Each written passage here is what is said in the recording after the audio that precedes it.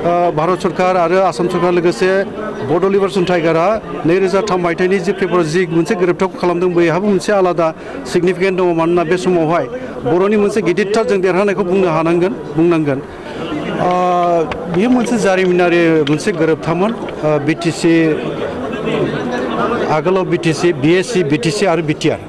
जोङो बिटिआरखौ थांनाय 2020 मायथाइनि 27 जानुवारि दिनैनि सानावनो जोङो बेखौ सागान होदों भारत सरकार आसाम सरकार आरो बिटिसि गभर्नमेन्टआबो बाहाय उइटनेस हिसाबै दंमोन आरो जोङो द्राय बर' फरायसा आफाद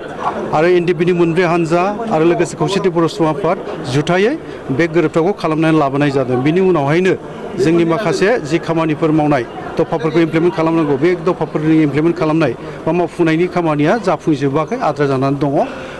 सोलोंथाइनि आयदायाव आद्रा जानानै दङ आरो जोंना माखासे एरिया एक्सटेनसननि जि मोनसे गामि सोसननाय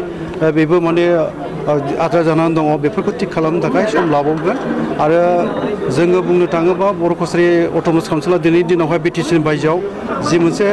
दाबिखौ लानानै जों खौसेथि बर' सुबुं आफादा दाबिबोदोंमोन बियो दानो होजाबाय नाथाय बियो दाबो आबुं महर मोनाखै बिनि थाखाय जोङो सरकाराव थानानै खामानि मावगासिनो दङ आरो खोथा होदों आरो बे खोथा होनायखौ लानानै सरकारा खोथा होनायखौ जों फोथायनानै जों खामानि मावगासिनो दङ आरो जोंहा फोथायनाय दङ मोनगोनां जोंनि आसामनि गिबि मन्थ्रि बिथां डक्टर हिमन्त बिश्व शर्मा बिथांनि सायाव बिथाङा थाबैनो मावफुंना होगोन बेखौ जों फोथायनानै दङ मानोना जोंनि गामि सोसननाया दाबो जाफुंजोबाखै बर' कसारि अट'नमास काउन्सिला आद्रा जानानै दं सनितपुर बिश्वनाथ जिल्लानि जेंना दङ आरो राभा हासंनि जेंना दङ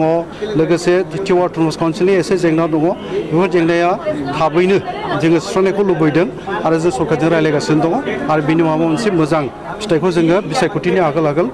जोङो मोनगोन होननानै जा फोथायनाय दं हाग्रामा महिलारिनि दैदेननायाव दिनै मोनसे सेलेब्रेसन खालामनाय जादों नोंथाङाबो बाहागो ना आं खोब मोजां मोनदों मोनफ्रोमबो एकर्डआनो सिगनिफिकेन्ट दङ बिएससि एकर्डआबो बे मोनसे बै समनि थासारिजों गोरोबनाय मोनसे जोंनि गोरोबथामोन आरो बिनि उनावहाय जोङो भारत सरकार आरो आसाम सरकार लोगोसे